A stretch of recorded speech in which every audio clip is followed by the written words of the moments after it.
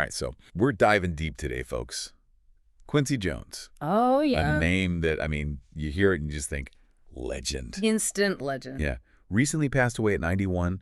Incredible life. Incredible career. And we're going to try to unpack some of it. We got some sources here. Hmm. Going to look at, articles about his life, about his career, about his passing. Oh. And yeah, we'll see what we find out. What do you think?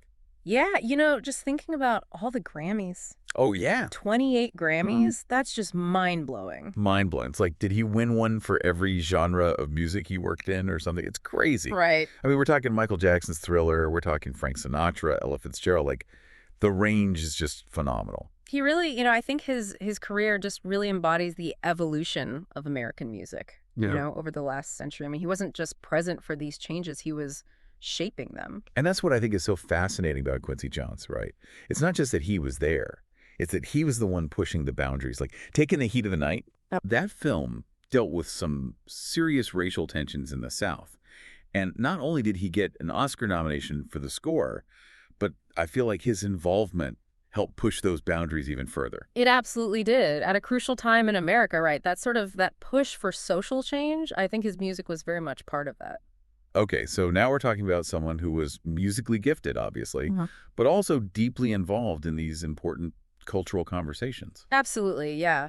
And that commitment to breaking down barriers, like, it extended to his work as a producer, too. I mean, he mentored and championed countless Black artists, helping them navigate a music industry that, let's face it, wasn't always so welcoming. It's amazing how he used his position to uplift others, right? Totally. But let's back up a bit, right?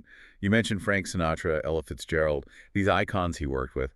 How did he even get there? I mean, from what I've read, his childhood was far from glamorous. Oh, yeah. Far from it. Growing up in Depression-era Chicago, that was rough. Gang violence, it was everywhere. And his mother's struggles with mental illness, that added a whole other layer of hardship. It's hard to imagine, right? Like, witnessing a brutal murder as a child. Yeah. I mean, how do you even process that? A lot to carry. And yet he went on to achieve such incredible things. It almost feels like he took all that pain, all that hardship, and channeled it into his music. It's possible. When his father moved the family to Washington State, that's when young Quincy found solace in music, right? Learned the trumpet, started arranging for local bands, eventually earned himself a scholarship to Berklee College of Music. Wow. Talk about resilience, right? That's just Yeah. inspiring. And speaking of resilience, can we talk about We Are the World for a second? Because that project had to be an absolute monster to put together.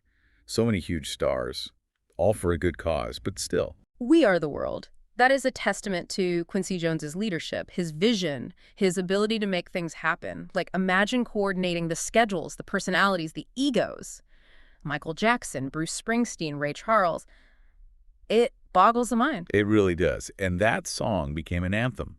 Global unity, raised millions for famine relief in Africa. I mean, talk about using your platform for something bigger than yourself. Absolutely.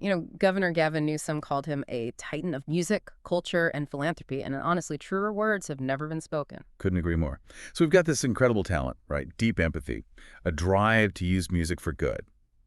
But it makes you think, how did those early experiences, the hardship, the violence, how did they shape the music he created, the people he chose to collaborate with? Yeah. Yeah, it really does make you think about that, right? Did those experiences foster a deeper understanding of human struggle, a desire to bring people together, or did they spark a need to create beauty, in the face of all that adversity? I think exploring his work, from the jazz arrangements to the pop productions, you might find some clues there. That's the beauty of Quincy Jones's legacy, right? There's just so much to discover, so much to appreciate, so much to learn from. So I encourage everyone listening, dive into his music, feel the power of those collaborations, and maybe, just maybe, you'll find your own answers to that question. That's a good takeaway. I think so. All right, folks, that's our deep dive on Quincy Jones. The legend. Absolute legend. Until next time. See you then.